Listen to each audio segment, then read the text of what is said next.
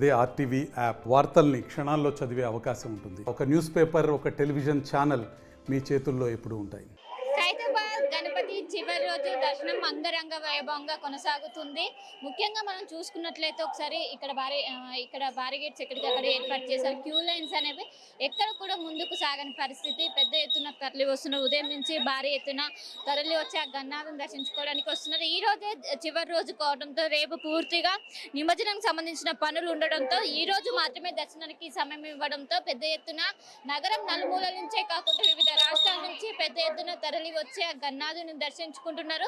చిన్న పిల్లలతో సహా వచ్చి ఆ గన్నాథుని దర్శించుకొని వెళ్ళిపోతున్న సిచ్యువేషన్. కానీ ఎక్కడికక్కడ పోలీసులను కంట్రోల్ చేయలేకుండా అంతమంది జనం వచ్చి ఒక్కసారిగా కిక్కించిపోయిన పరిస్థితి.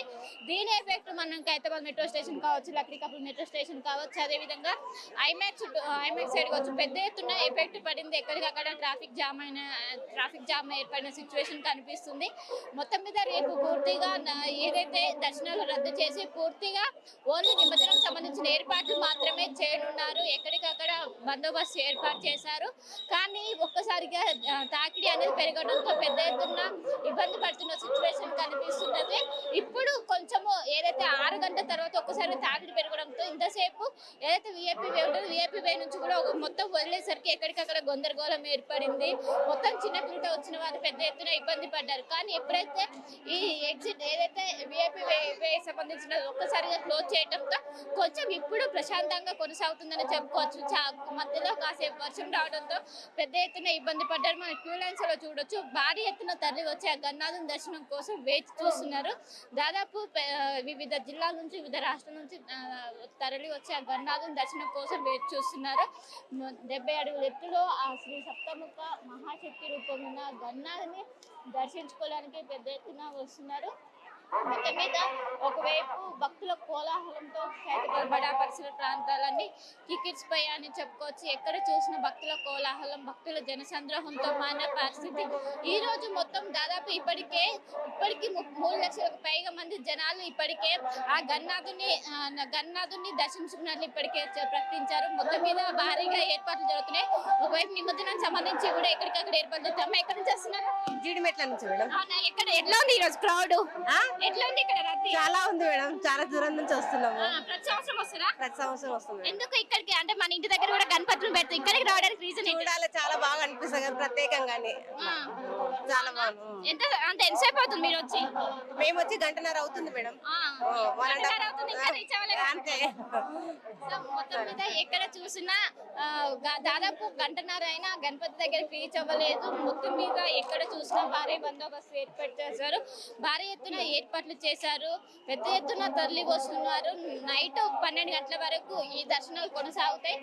నైట్ 12 గంటల గంట భక్తులు తాగడానికి పెరిగే అవకాశం ఉంది. ఇది ఒక కీలకం అని చెప్పుకోవాలి. ఇప్పటి నుంచి 12 గంటల వరకు పెద్ద ఎత్తున తరలి వచ్చి చిన్న పిల్లలతో సహా కుటుంబ సమేతంగా వచ్చి ఆ గన్నాథుని దర్శించుకుంటున్నారు.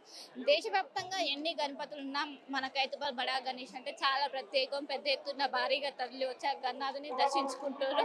మనం ఎక్కడ చూసినా కూడా మొత్తం ఒకవైపు చీకటి అయినా కూడా పెద్ద ఎత్తున కుటుంబ సమేతంగా వచ్చి నిన్న మొన్న సాటర్డే సండే కూడా కలిసి రావడంతో పెద్ద ఎత్తున వచ్చి ఆ గణపతిని దర్శించుకోవడానికి వేల సంఖ్యలో భక్తులు వస్తున్నారు.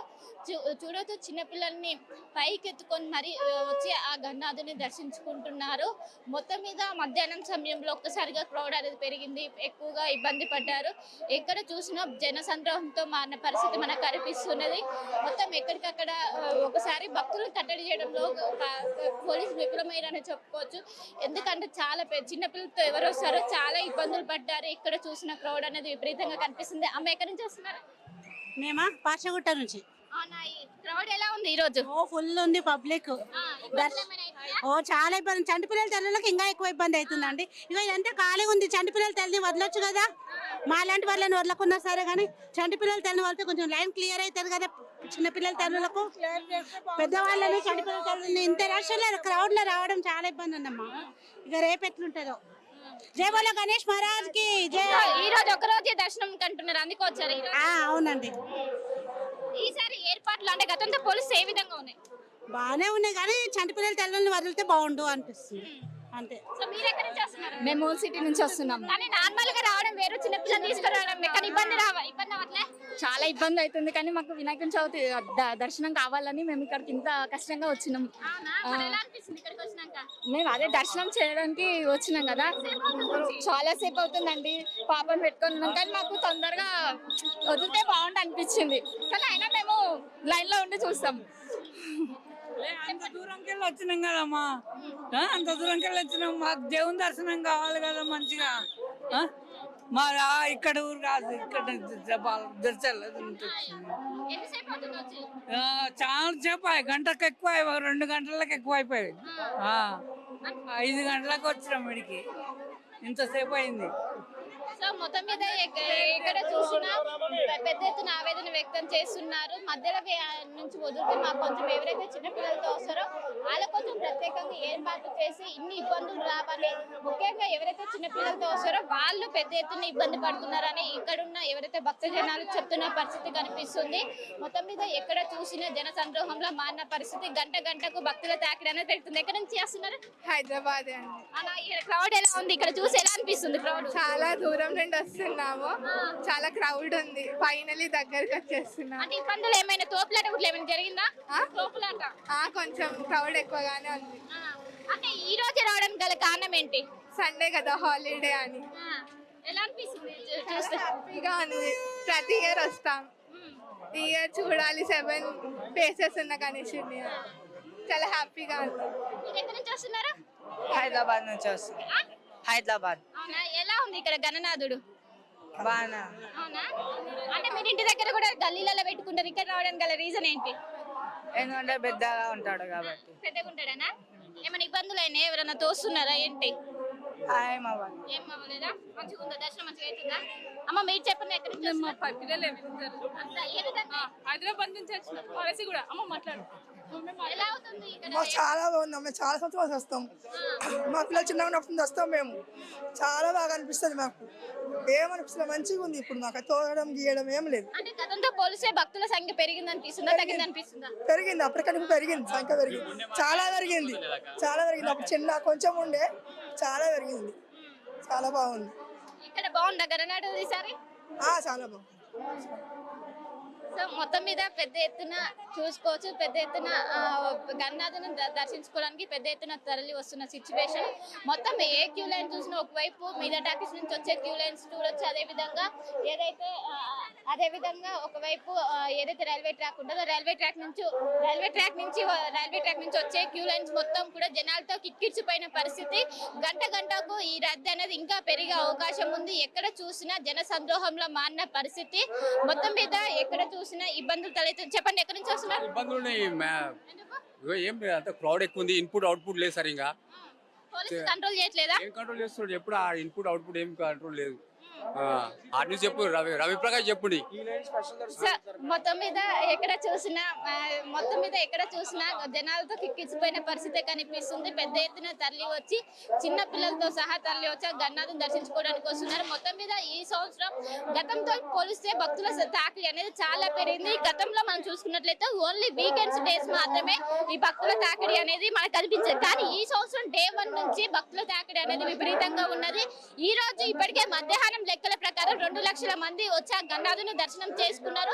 మధ్యాహ్నం నుంచి ఇప్పుడు రాత్రి 12 గంటల వరకు 3 నుంచి 4 లక్షల మంది ఆ గణనాథుని దర్శనం చేసుకునే అవకాశం ఉందని ఇప్పటికే హైదరాబాద్ గణేష్ ఉత్సవ కమిటీ అంచనా వేస్తుంది. మొత్తం మీద ఎక్కడికక్కడ రోప్ సహాయంతో వీళ్ళని కంట్రోల్ చేస్తూ ఓన్లీ ఎగ్జిట్ అనేది ఓన్లీ ఐమాక్స్ సైడ్ ఇస్తూ ఎక్కడికక్కడ కంట్రోల్ చేస్తూ భారీ బందోబస్తు నడుమ వచ్చిన వాళ్ళకి ఎలాంటి ఇబ్బందులు తలెత్తకుండా దర్శనం అనేది ఈజీగా ఎందుకు ఇప్పటికే చర్యలు చేపట్టారు. మొత్తం మీద ఈ రోజు మార్నింగ్ శ్రీనివాస కళ్యాణం చాలా అంగరంగ వైభవంగా జరిగింది. అదే విధంగా ఈ రోజు గణనాథుని పూజ 9వ రోజు చేరుకుంది. ఎల్లుండి నిమజ్జనం సంబంధించిన ఏర్పాట్లు అనేవి రేపు మార్నింగ్ నుంచి షురూ కానున్నాయి. ఇప్పటికే టస్కర్ వాహనం అనేది ఒకటి చేరుకుంది. భారీ గణనాథునికి సంబంధించిన క్రేన్ అనేది రేపు వచ్చి మొత్తం వెల్డింగ్ వర్క్స్ మొత్తం రేపు ఈవినింగ్ 5 వరకు అయ్యి అనంతరం గణనాథుని దర్శనంలోకి ఎక్కించి దర్శనం గన్నాథుని టస్కర్ పైకి ఎక్కించిన అనంతరం ఉదయం 6 గంటలకు ఏదైతే మంగళవారం రోజు ఉదయం 6 గంటలకు ఏదైతే టైం టేబుల్ ఇచ్చారో దాని ప్రకారం నిమజ్జనం అయ్యే విధంగా చర్యలు చేపడతామని ఒకవైపు